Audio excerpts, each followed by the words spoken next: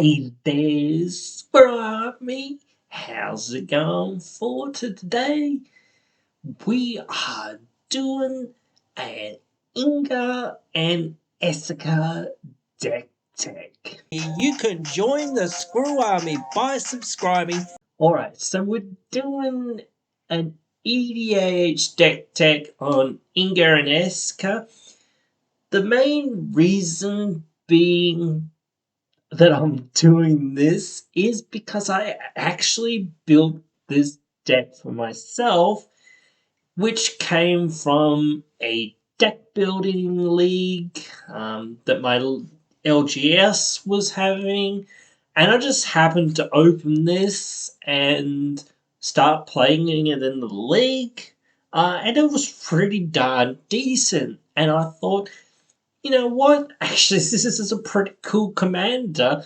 Like, sometimes you don't kind of see the forest for the trees, especially with wizards cramming like 1,000 things into us all at once. So, yeah, I did kind of skim over this and didn't really appeal to me at first. And it is a pretty, cheap commander in terms of money value, so it's not like a sought after commander. There is some combos that you can do with it, but the thing was that I built this deck from essentially just packs that I opened and cards that I had, or just finding cards in the dollar bin, not dollar bin, but the dollar bin. So this is a very janky deck. I will say that. I wanted to preface this deck before we get into it. It's not the worst. It might be about a precon level or a bit less, maybe. Depends. I don't know. It has a game plan, but it's mostly just flyers that kind of do stuff. And the commander really gives a lot of the benefit that you kind of need. I did have Beast Whisperer and a couple other cards, but still, don't have all the things that I want or need for this deck, but still, it is here and it is there. And I want to take you guys through this jank deck that I built. Alright, so here's the deck list. I'm not actually going to go through it because I'm going to go through something else. But if you want to check out this deck list, I will have it linked in the comments below so you can go and check it out. So what I'm actually going to go through is a list of cards that I want to put in. So over here on Architect, I've put together 33 cards that I want to put in this deck. Some very good cards. There are some medium cards, I guess. Whatever, it's fine. But this is what I want to kind of put into the deck to make it better. My issue, I guess, with upgrading this deck is my own sense of I want everyone to be playing the game. I don't want to be sitting here playing solitaire and having my opponents watch me play solitaire. So I don't want this to become oppressive. So it's sort of hard not to have that sometimes when you're flashing a lot of stuff in. Like, you've got to interact. That's the thing. You do have to interact, so it's one of those things that, you do have to do some things in response to things that people are doing.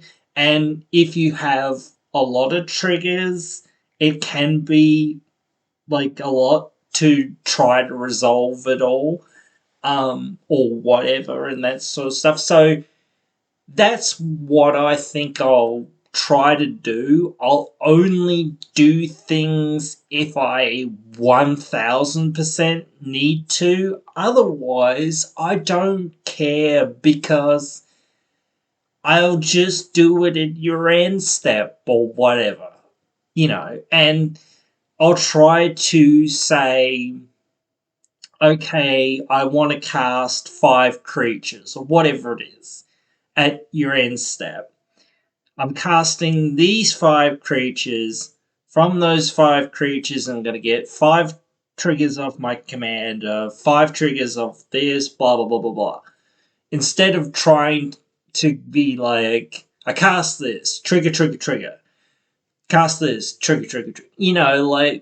But then again, it's tough because when you draw stuff, your plans can change, so I don't know. But then again, it is tough. So I'm still trying to figure out how this deck doesn't just go off and go crazy or too crazy and take up, 20, 30, 40 minutes of someone else's turn. That's where I'm like, I don't want to do that. At a certain point, it just becomes not fun for them or me to be doing that. But I need to keep myself from losing. So it's like, well, I don't know. The balancing act that you've kind of got to do, or at least that I feel I've got to do with the deck like this, because if I was a deckhead or whatever, I wouldn't care, and I'd just do it and whatever. So, but I do care because I've been on the other side of people taking 40-minute turns in my turn, and I'm just like, come on, come on, come on, what are you doing? And I get again that there's lots of triggers and there's lots to remember, and again, it's tough, but yeah, instead of just doing everything in response to my upkeep or whatever, not even letting me get out of my draw step or whatever. What are you doing? Let people play the game. That's my thing. I want people to play the game. I want to play the game, and I only want to do things at the end step or when it's basically irrelevant, and try to keep it condensed as much as possible or whatever. So it is tough. So I'm still working it out. But this is probably where I would leave upgrading this deck. Might not even put all these cards in, but these were the cards that I thought have the most chance to go in, and whatnot. What is it? Where's the tribe member? Wherever he's gone. Oh, there he is. So I'm not sure that this should go in. Don't know. It does make 3 mana. I can speak. What was the other one actually? What's his name? Oh, Kinnan. Yeah, I was thinking about Kinnan, but I don't know. I think Kinnan's just too unfair, and again, like Urza. So it's just too good. It's really good. And maybe I should think a little bit more about putting it in, but I was just like, nah, the extra mana's nice. but I think that activated ability, just having a mana sync on it that's really good, is just too strong, perhaps. I'm not too sure. But again, it just makes the games, you know, more complicated and less interactive. Actually, I might even not put in the Coven of the Coves or whatever. There's no tutors in this deck, like, so it's not like I'm gonna get a lot. So I don't know. It's good when you got it, but still, yeah. It's only also really good when you are casting instants or things with flash. So not too sure. But anyway, I'm going to go back to the list here and quickly run through some of the things that I do think I want to maybe cut.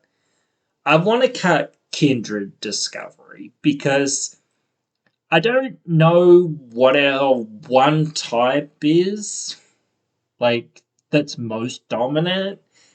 This is too far all over the place with too many random things, and it's going to become more random. So I don't think it's worth it. Plus, we want most of our stuff to be creatures because our commander really cares about creatures. So, again, it's another reason why. Reconnaissance, maybe as well, I would say, and the same for Biden and maybe even Tribute. Um, I think Elven Chorus is alright, but maybe. But the thing about Chorus is effectively it's our backup commander, so plus it also gives us the access to our top, so it's real good.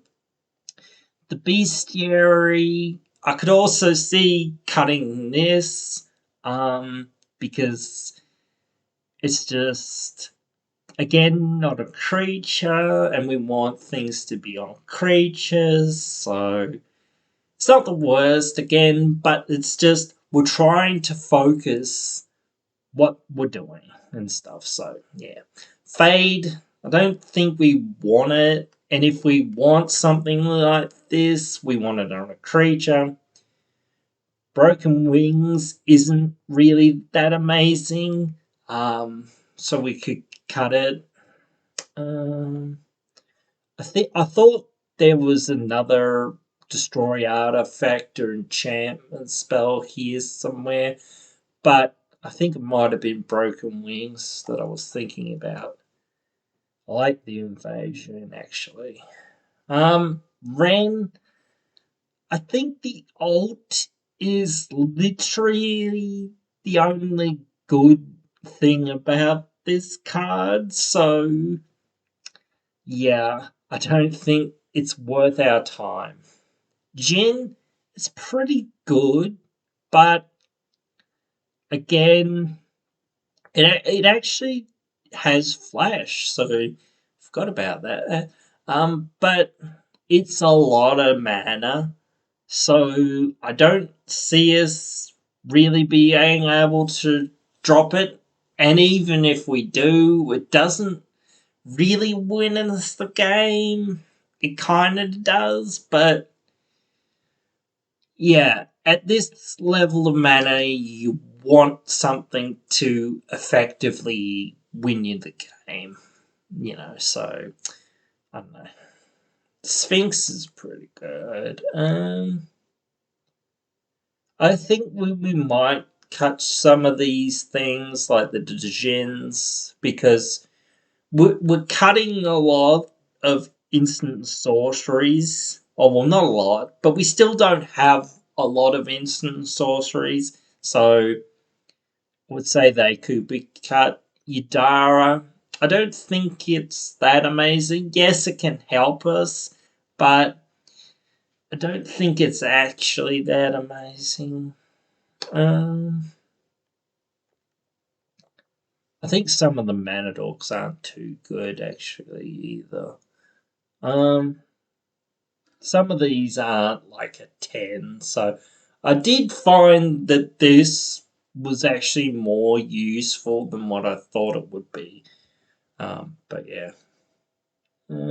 Gargaroth probably could be cut to. The Feywild isn't too bad, but it's probably in the wrong deck here. So I would probably cut that too, honestly. Um, Nimblus, I probably would cut that. Um, Maybe Joriel even. Um, so, hang on. I didn't know why we were going so deep because I can't really see what I'm reading over there. The other Tadiova or whatever. This is okay, but probably could be cut. The Kami's not too bad, but there's no real ways of us putting counters on it, so I think the Jin's okay. The Gardener, yeah, that can get cut. The Sea Shark, that could get cut. Um, the Zephyr, it only untaps stuff when it hits, and that's probably the worst time to untap stuff because we need to untap after our combat or in other people's turns, so not really what we're trying to do. Um,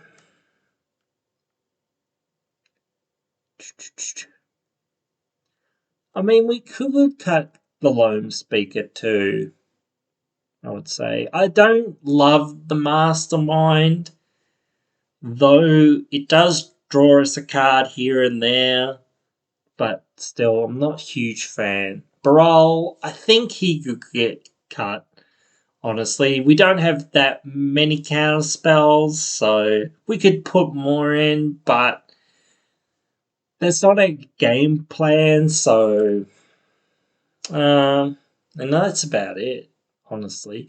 So there's a lot of cards that I already think I could cut, but there's also cards that I'm not sure what's gonna be cut, what's not gonna be cut. But that's the journey of deck building. It's what we all do every week or every other day or whatever it is. Um, you know, figuring it out. And that's the fun of it. Um, so yeah, that's pretty much it, I think, for this one. So I wanted to take you guys on this journey of seeing what I've kind of got, seeing what I'm kind of looking at, and then seeing what I'm potentially cutting in my own deck. So this is something you can kind of do. You make a list, or you have a deck. You make a list of some of the cards that you think, oh yeah, this could go in, maybe that'd be alright, whatever, etc. Then you start saying, okay, what are the cards I want to cut? Oh, there's this, and this are obvious cuts. Then this, maybe, blah, blah, blah. And go through that process and start going, okay, what else can I fit in here? What else do I really need in here? And does the benefit outweigh the cost? Because now I'm paying 5 mana for a 5/5 that destroys an artifact or enchantment or whatever, instead of paying 2 mana for another instant.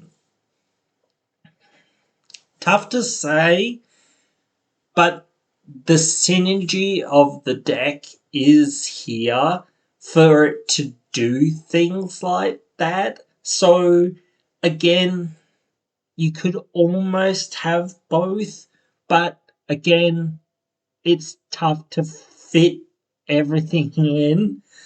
Like, the mana base here is extremely basic. Um, Again, so it could be way better.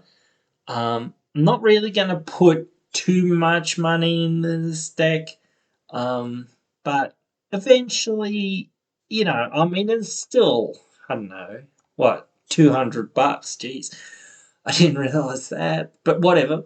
Um, yeah, but still, it's not something that, whatever it was, I think it was 100 and something over here. Uh, yeah, almost 200. Jeez.